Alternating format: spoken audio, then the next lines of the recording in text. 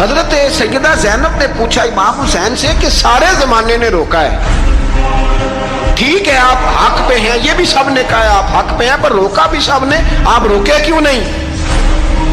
تو ابن کثیر اور ابن اسیر لکھتے ہیں کہ امام حسین رو پڑے، کہنے لگے بہن میں رک جاتا، پر میں نے رات کو نانا مصطفیٰ کو خواب میں دیکھا ہے۔ تو حضور نے فرمایا حسین اگر آج یہ رواج پڑ گیا نا یزید جیسے لوگوں کا تو قیامت تک پڑا رہے گا، پھر لوگ کہیں گے کوئی نکلا نہیں تھا تو ہمیں بھی نکلنا، پھر لوگ ظالموں کے سامنے گردنیں جھکانے کے عادی ہو جائیں گے۔ میں کہتا رہتا ہوں، کہہ رہا ہوں، کربلا کی جنگ کفر اسلام کی جنگ نہیں، کفر اسلام کی جنگ نہیں کربلا کی، کیونکہ یزید تو بڑا پکا نمازی تھا، خطبہ دیتا تھا وہ تو۔ جب امام حسین رضی اللہ تعالیٰ عنہ نے کربلا کے میدان میں جمعے کا دن تھا تو یزید کے سامنے کو بات کرنی شروع کی، عمر بن سعد کے سامنے، تو عمر بن سعد کہنے لگا حسین زیادہ باتیں نہ کر، ہمارا جمعہ لیٹ ہو رہا ہے، جنگ کے لیے تیار ہو، فٹافٹ آ، اہل بیت نبوت کو قتل کریں گے اور قتل کے بعد پھر نماز پڑھیں گے اور پھر کہیں گے اللہم صلی علی محمد وعلی آل محمد، اسی نماز میں پھر درود بھی پڑھیں گے۔ یہ کیسا مرتبہ ہے، کیسا انداز ہے، دوستی قاتل سے بھی مقتول سے یارانہ۔ امام حسین نے حر بن یزید امام حسین سے کہنے لگا مجھے حکم ہے آپ کو روکنے کا، آپ آگے نہیں جا سکتے۔ امام صاحب نے فرمایا وجہ زمین اللہ کی ہے، اس نے کہا آپ بیعت نہیں کر رہے، یزید کی حالات آپ کے حق میں درست نہیں ہے، آپ نہیں جائیں گے۔ امام روک گئے۔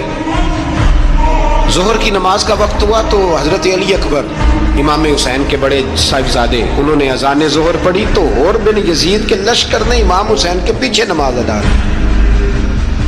کہا بھئی تم مقابلے میں آئے ہو نماز پیچھے پڑھتے ہو؟ کہا حضور مقابلہ تو تلواروں سے کر رہے ہیں پر ہمارا دل تو مانتا ہے نا کہ مصطفیٰ کا نواسہ بڑی شان والا ہے۔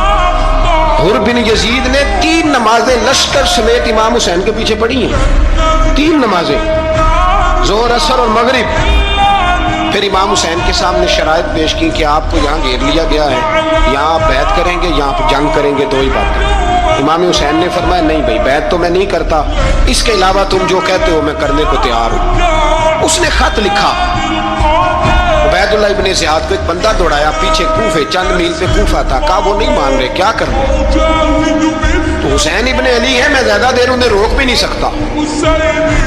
انہوں نے پیغام دیا حر بن یزید کو کہ کرنا کچھ بھی نہیں، ان کا پانی بند کر دو، بلیک میل کرو، کھانا پانی نہیں ملے گا، چھوٹے چھوٹے بچے ہیں خود ہی مان جائیں گے۔